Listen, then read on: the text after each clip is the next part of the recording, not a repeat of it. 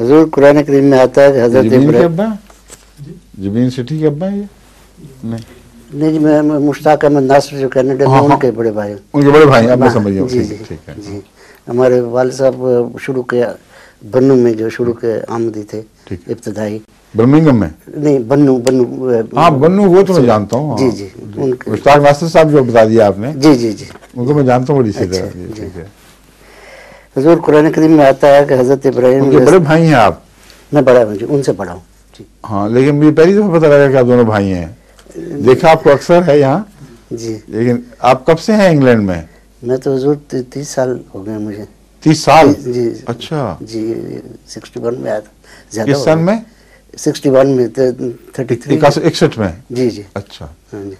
تو اس زمانے میں تو نسبتاً آسان تھا یہاں آنا اور اس کو تو کامن ویلتھ تھی اور وہ تو بڑے دھڑا دھڑ جتنے احمدی آئے ہیں وہ زیادہ احمدی آئے ہیں ان دنوں میں 61 62 63. جی فرمائیے. حضور قرآن کریم میں آتا ہے کہ حضرت ابراہیم علیہ السلام نے ذکر آتا ہے کہ ستارہ دیکھا تو کہا کہ یہ میرا رب ہو سکتا ہے. ٹھیک ہے. پھر چاند اور سورج اسی طرح دیکھا اور پھر وہ بھی غائب ہو گئے تو اس نے کہا کہ اگر میرا رب مجھے ہدایت نہ دیتا تو میں ضرور گمراہوں کی جماعت میں سے ہوتا. اس کے متعلق حضور ذرا روشنی کرنا ہے کچھ. پہلے آپ روشنی ڈالیں کہ حضرت ابراہیم نے پہلی دفعہ ستارہ دیکھا تھا؟ نہیں پہلے بھی کئی دفعہ دیکھا لیکن نہیں. کئی دفعہ دیکھا تھا یا روزانہ دیکھتے تھے؟ دیکھا لیکن اس نظریے سے نہیں کہ ستارے کے بعد چاند بھی دیکھا کرتے تھے، ستارے کو ڈوبتے بھی دیکھتے تھے. بالکل ٹھیک. تو پھر یہ استدلال ہے. اچھا یہ ایک طریقے استدلال ہے. اور اس آیت کے بعد اللہ تعالیٰ فرماتا ہے کہ ہم نے اس طرح ابراہیم کو مضبوط دلائل بخشے تھے اور بڑے قوی استدلال عطا فرمایا تھا. تو یہ ایک ڈیبیٹ کا طریق ہے. حضرت ابراہیم علیہ السلام کی ڈیبیٹ کا طریق وہ حیرت انگیز ہے. سب نبیوں سے ایک الگ انداز ہے. بتوں کا جھوٹا ہونا پیش نظر ثابت کرنا ہے کہ بت جھوٹے ہیں، بے لغم ہیں، بے معنی ہیں، کوئی طاقت نہیں. تو دلیل پتہ کیا دیتے ہیں؟ سارے بت توڑ دیتے ہیں، ایک کو رکھتے ہیں کھڑا. اور وہ جب آتے ہیں تو پوچھتے ہیں یہ کیا ہوا ہے؟ تو کہتے ہیں ان سے پوچھو کبیرہم ھذا. اب یہ بات بہت ایک خاص انداز ہے استدلال کا. یہ نہیں فرمایا کہ ایک بچا ہوا ہے اس سے پوچھ لو، پڑھے دیکھ لیں نکالیں قرآن کریم. بڑا تو ان کا یہ کھڑا ہے، یہ تو تمہیں پتہ ہی ہے بول نہیں رہا. یہ جو مرے ہوئے ہیں ان سے پوچھو. ان میں دو دلیلیں دی گئی ہیں دراصل. ایک دلیل یہ ہے کہ جو بت بنا ہوا موجود ہے قائم رہنے کے باوجود بڑا بھی تھا، وہ ان کو بچا نہیں سکا. اس لیے بڑے کی موجودگی میں جو واقعہ ہوا ہے اس کا ذمہ دار کسی اور کو تم قرار نہیں دے سکتے، اس کو قرار دے سکتے ہو. جو سب سے بڑا تھا اس کی آنکھوں کے سامنے یہ قتل عام ہو گیا اور اس میں کوئی بھی طاقت نہیں تھی. اور پھر ان سے پوچھو. اس بڑے نے تو نہیں مار دیا ان کو، بل فعال ہو کسی نے تو کیا نا یہ فعل. اور پھر تیسرا، بلکہ دو نہیں تیسرا استدلال بھی اسی میں ہے. وہ یہ ہے کہ وہ کہا کرتے تھے اور مشرک اب بھی یہی کہتے ہیں کہ ہم نے تو ان کو خدا نہیں کہتے جن کو ہم نے اپنے ہاتھ سے بنایا ہے، ان کو اوپر کے خداؤں کا مظہر قرار دیتے ہیں. اس لیے اگر یہ بات درست ہے تو اوپر کے خدا تو زندہ ہونے چاہیے، صرف یہ بت ٹوٹے ہیں. تو ان سے پوچھو یعنی ان کے جو پیچھے موجود ہیں جن کے مظہر بنے بیٹھے تھے وہ بولیں. پھر اب بتائیں تمہیں. بت بولتا نہیں، سامنے موجود ہے جو سلامت ہے وہ بول نہیں سکتا. جو ٹوٹے ہوئے ہیں ان کے مظاہر خاموش پڑے ہیں. اس سے زیادہ کامل دلیل ایسی پختہ عام آدمی تصور میں بھی نہیں لا سکتا.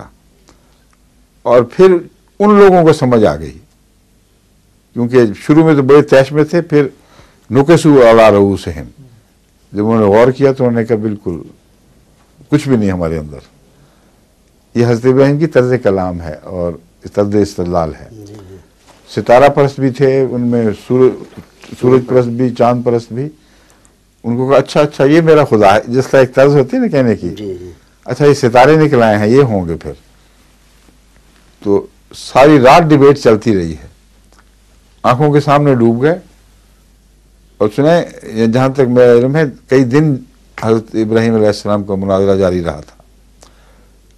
جب تھکے سو جاتے ہوں گے، پھر اٹھ جاتے ہوں گے، پھر دوبارہ کام شروع ہو جاتا ہوگا. سارے ڈوبے تو کہا اچھا لا احب الافلین، میں تو ڈوبنے والوں سے نہیں محبت کر سکتا.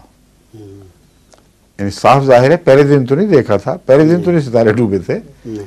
روزمرہ کا دستور تھا، جانتے تھے کہ ڈوبنے والے ہیں، ان کو بتانے کے لیے اور ان کے دل میں ایک دفعہ ذرا سی امنگ پیدا کرنے کے لیے، اوہ یہ تو واقعی قائل ہو رہا ہے، بہت بڑی چیز ہے. اور پھر وہاں مارا جہاں ان کو پانی نہ ملے، ڈوبتا ہوا دکھا دیا. ایک ایک کر کے ان کے ستارے مارے، ان کا چاند مارے، ان کے سورج مار دیے، اور وقتی طور پر ان کے دل میں ایک امنگ بھی پیدا کر دی. اور اس کے نتیجے میں پھر جو کانٹراسٹ ہے وہ بہت زبردست پیدا ہوتا ہے. اچھا اب قابو آیا، یہ اب متاثر ہوئے چاند سے. ڈوبا تو سب کچھ لے ڈوبا. سمجھے؟ جی یہ دو تین آیات پہلے سے ہے. اعوذ باللہ من الشیطان الرجیم. وَتَاللَّهِ لَأَكِيدَنَّ أَصْنَامَكُمْ بَعْدَ أَن تُوَلُّوا مُدْبِرِينَ فَجَعَلَهُم جُذَاذًا. یہ جو ہے نا، یہاں سے بات شروع ہونی چاہیے تھی. یہ بات نہیں تھی کہ اپنا جرم چھپا رہے ہیں اور کسی اور پر ڈال رہے ہیں. یہ جو مفسرین کے بعد لکھ دیتے ہیں اپنی لا علمی کی وجہ سے، وہ حضرت ابراہیم کو جھوٹ کہتے ہیں، جھوٹ بول دیا تھا. یہ نعوذ باللہ طور پر، وقتی طور پر ہرگز جھوٹ نہیں ہے. پہلے بتا چکے تھے ان کو، میں تمہارے معبودوں سے اب کچھ کرنے والا ہوں. یہ کہنے کے بعد پھر وہ طرز کلام ہرگز اپنے آپ کو بچانے کے لیے ہو ہی نہیں سکتی. جو ایسا ڈرپوک تھا اور چھپ کر بات کرنے والا تھا، اور کرنے کے بعد دوسروں پر الزام ڈالنے کا عادی ہو، وہ پہلے کہہ کے جایا کرتا ہے خبردار اب تم سے کچھ ہونے والا ہے، دیکھنا میں تمہارے سے کیا کرتا ہوں. آگے وَتَاللَّهِ لَأَكِيدَنَّ أَصْنَامَكُمْ بَعْدَ أَن تُوَلُّوا مُدْبِرِينَ. خدا کی قسم میں تمہارے اصنام سے کوئی کچھ کرنے والا ہوں. جب تم چلے جاؤ گے تو پھر کروں گا، تمہارے پیچھے کروں گا، کروں گا ضرور، میں ہی کروں گا. فَجَعَلَهُمْ جُذَاذًا إِلَّا كَبِيرًا لَهُمْ لَعَلَّهُمْ إِلَيْهِ يَرْجِعُونَ. اس نے ٹکڑے ٹکڑے کر دیا ان کو سوائے بڑے کے. یہاں یہ فرمایا تاکہ اس کی طرف رجوع کریں، لیکن جب وہ آتے ہیں تو یہ نہیں فرمایا کہ اس سے پوچھو، یہ فرمایا ان سے پوچھو. پوچھیں نا، آگے چلیں آگے. ہاں قالوا من فعل هذا بآلهتنا انه لمن الظالمين. قالوا سمعنا فتى يذكرهم يقال له ابراہیم. قالوا پتہ تھا، مشہور تھا جی، ابراہیم نے کچھ کرنا ہے، کوئی چھپانے کی بات ہی نہیں تھی. آگے چلیں. قالوا فاتوا به على اعين الناس لعلهم يشهدون. قالوا انت فعلت هذا بآلهتنا يا ابراہیم. قال بل فعله كبيرهم هذا فاسألوهم ان كانوا ينطقون. اب دیکھیں، فاسألوه نہیں فرمایا، پہلے تھا تاکہ اپنے بڑے کی طرف رجوع کر سکیں. اس لیے وہ سب دلائل جو میں نے بیان کیے 100% اس طرز کلام میں شامل ہیں. اپنی طرف سے میں نے کوئی بات نہیں بنائی. آغاز ہی میں بتا دیا تھا کہ جب بڑا بچہ ہو تو تبھی بات ہے کہ بڑے کی طرف ان کو رجوع کرنا چاہیے. لیکن جب وہ پوچھتے پھرتے ہیں کہ نہیں ہوا، تو حضرت ابراہیم قطعی استدلال یہ کر چکے ہیں اس وقت تک کہ اس بڑے کی ناکامی اور نااہلی تو ان پر ثابت ہو چکی. کھڑا رہا یہاں، نہ روک سکا، نہ تم اس سے پوچھ سکے ہو. اگر پوچھا ہوتا تو مجھ سے کیوں پوچھتے؟ فرمایا کسی نے تو کیا ہے نا، اچھا اب ان سے پوچھ لو. جو ٹوٹے پھوٹے بت پڑے ہیں، جب سلامت نہ بتا سکے تو ان سے پوچھنے کا کیا مطلب ہے؟ پھر اس کا میں بتا رہا ہوں مفہوم کہ دراصل بت پرست آج بھی یہی کہتے ہیں، پہلے بھی یہی کہا کرتے تھے کہ ہم اتنے بیوقوف نہیں کہ جن کو خود گھڑیں ان کو خدا بنائیں. یہ خداؤں کے مظہر ہیں، اور جب ایک شکل ان کو اس کی دے دیتے ہیں جو غائب خدا کی ہے، تو وہ پھر اس کے اندر داخل ہوتا، حلول بھی کرتا ہے بعض دفعہ، اس کی عزت اس کی عزت بن جاتی ہے، اور ہم جھکتے ہیں دراصل ان خداؤں کے لیے جو اس کے پیچھے ہیں، ان چیزوں کے پیچھے ہیں۔ اس دلیل کو بھی توڑ دیا، زندہ جو سلامت جو تھا، زندہ نہیں سلامت تو کچھ نہیں کر سکا تمہارا، اس کے ہوتے ہوئے تم میرے پاس آ رہے ہو، اس سے نہیں پوچھ رہے، صاف ظاہر ہے کہ تم جانتے ہو کہ بالکل کچھ بھی نہیں کچھ کر سکتے۔ ٹوٹوں ہوئوں سے کی طرف توجہ کرو، اس لیے کہ ان کو تو تکلیف پہنچی ہے نا، ان کو کسی نے مارا ہے، یہ نہیں تو ان کے پیچھے کوئی خدا تھے کہ نہیں، ان کا کام تھا، یہ بت ان کی حفاظت نہیں کر سکا، کوئی غیرت نہیں دکھا سکا، تو وہ جو تم کہتے ہو کہ ان کے پیچھے طاقتیں ہیں، وہی اب رد عمل دکھائیں، ان سے پوچھو۔ تو ان سے پوچھو سے مراد ان طاقتوں سے پوچھو جو اس سے پہلے ہیں، وہ بھی کچھ نہیں کر سکی، نہ روک سکیں نہ جواب دے سکتی ہیں۔ تب نکسوا علی رؤوسہم، فرجعوا الی انفسہم فقالوا انکم انتم الظالمون ثم نکسوا علی رؤوسہم، وہ الگ ہوئے ہیں آپس میں، اور بے ساختہ ان کی فطرت کی آواز اٹھی ہے، وہ بات سمجھ گئے حضرت ابراہیم علیہ السلام کی، انکم انتم الظالمون، تم ہی ہو جو ظلم کرنے والے ہو، ابراہیم کا کوئی ظلم نہیں ہے، بات کھل گئی ہم پر۔